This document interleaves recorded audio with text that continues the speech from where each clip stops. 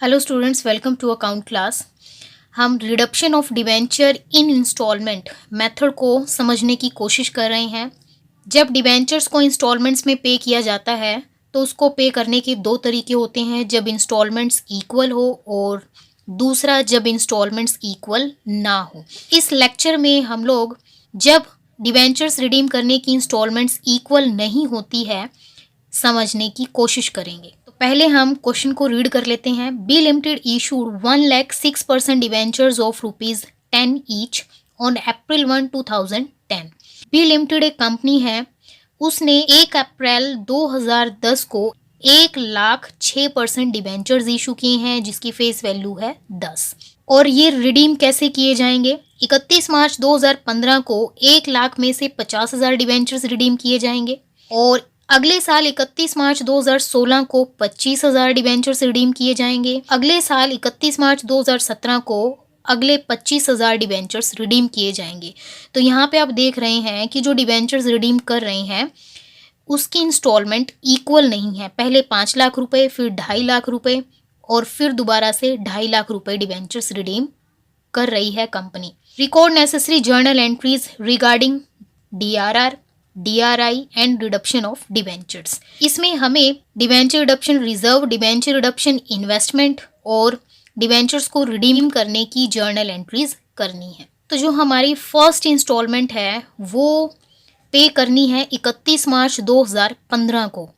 इसका मतलब debenture reduction reserve की जो अमाउंट है वो हमें डालनी है एक साल पहले 31 मार्च 2014 को। तो 31 मार्च 2014 जर्नल एंट्री होगी surplus of statement of profit and loss account debit to debenture reduction reserve account.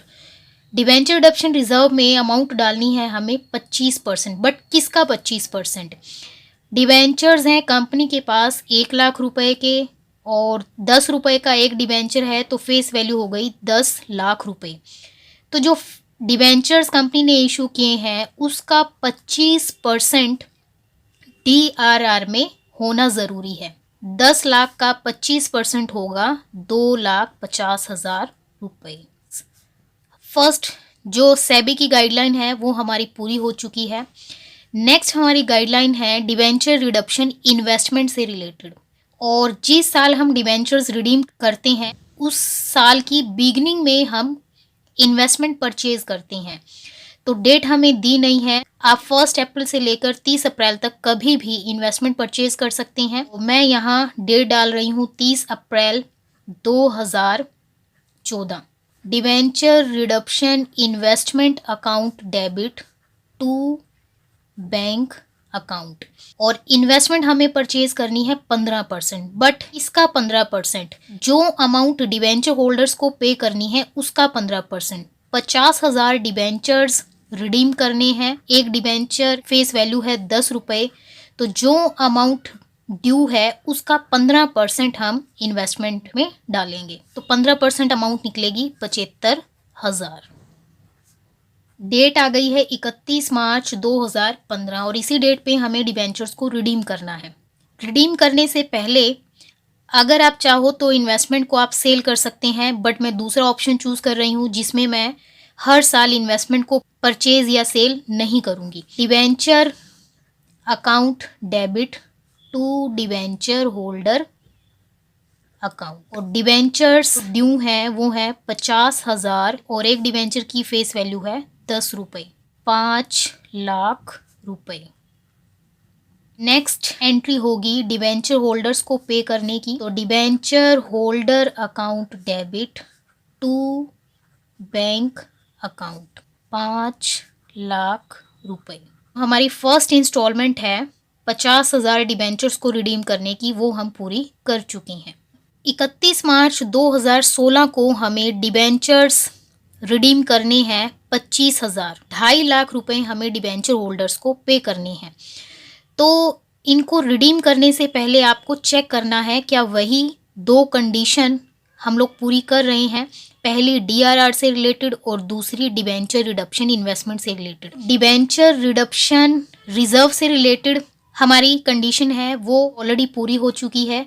दूसरी कंडीशन है डिबेंचर रिडक्शन इन्वेस्टमेंट से रिलेटेड। 2.5 लाख का 15% डिबेंचर रिडक्शन इन्वेस्टमेंट में होना ज़रूरी है। तो 2.5 लाख का 15% होगा 37,500। सेकेंड इंस्टॉलमेंट जो है 2.5 लाख रुपए की, इस इंस्टॉलमेंट को पे करने से पहले जो 31 मार्च 2016 को पे करनी है, इस साल की बिगनिंग में अप्रैल 2015 में हमें चेक करना है कि क्या डिवेंचर रिडक्शन इन्वेस्टमेंट में ड्यू अमाउंट का 15% मतलब 37,500 इन्वेस्टमेंट है या नहीं। हमने जो इन्वेस्टमेंट की है उसमें है 75,000 रुपये और वो इन्वेस्टमेंट हमने सोल्ड नहीं की है। अप्रैल 2015 में इन्वेस्टमेंट में 37,500 होना ज़रूरी है।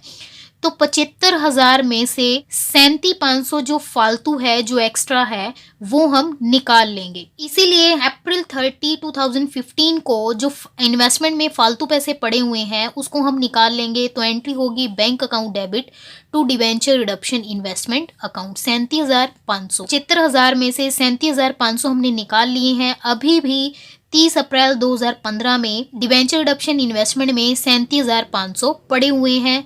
जो कंपनीज एक्ट का रूल है वो हमारा पूरा हो रहा है। दूसरी इंस्टॉलमेंट पे करने का टाइम है 31 मार्च 2016। तो पहले हम ड्यू एंट्री करेंगे। सेकेंड इंस्टॉलमेंट में 25,000 डिबेंचर्स रिडीम करने हैं, तो 25,000 गुना 10। नेक्स्ट एंट्री होगी डिबेंचर होल्डर्स को पे करने की। थर्ड इंस्टॉलमेंट पे करनी है 31 मार्च 2017 को। और कितना पे करना है? 25,000 गुना 10, 2.5 लाख रुपए डिवेंचर होल्डर्स को पे करना है। तो पे करने से पहले हमें वही 2 कंडीशन देखनी है, डिवेंचर रिडक्शन रिजर्व की और डिवेंचर रिडक्शन इन्वेस्टमेंट की। तो डीआरआर में हम ऑलरेडी 25% डाल चुके हैं, ये कंडीशन हमारी पूरी है। दूसरी है डिवेंचर रिडक्शन इन्वेस्टमेंट में ड्यू अमाउंट का 15% अमाउंट है। हाँ, सेकंड कंडीशन भी हमारी पूरी हो रही है क्योंकि 2.5 लाख रुपए का 15% 37,500 ऑलरेडी डिवेंचर रिडक्शन इन्वेस्टमेंट में हमारा पड़ा हुआ है। हमें दोबारा से इन्वेस्टमेंट करने की ज़रूरत नहीं है। तो लास्ट इंस्टॉलमेंट पे करेंगे हम 31 मार्च 2017 को। बट आपको ध्यान रखना है कि लास्ट इंस्टॉलमेंट पे करने से पहले जो इन्वेस्टमेंट कंपनी ने की हुई है उस इन्वेस्टमेंट को सोल्ड करना ज़रूरी है। तो इसीलिए 31 मार्च 2017 को जो इन्वेस्टमेंट हमने परचेज की हुई है उस इन्वेस्टमेंट को हम पहले सेल करेंगे। Bank account debit to debenture reduction investment account 37,500 की हमारी इन्वेस्टमेंट है, उसको हमने सेल कर दिया है। देन जो लास्ट इंस्टॉलमेंट है हमारी, उसकी ड्यू एंट्री करेंगे 25,000 गुना 10। और नेक्स्ट एंट्री होगी डिवेंचर होल्डर्स को पे करने की, debenture holder account debit to bank account. और जब सारी इंस्टॉलमेंट्स पे हो जाती है तो लास्ट एंट्री होती है हमारी डिवेंचर रिडक्शन रिजर्व को जनरल रिजर्व में ट्रांसफर करने की। इसीलिए लास्ट एंट्री होगी debenture reduction reserve account debit to general reserve account 2.5 lakh रुपए।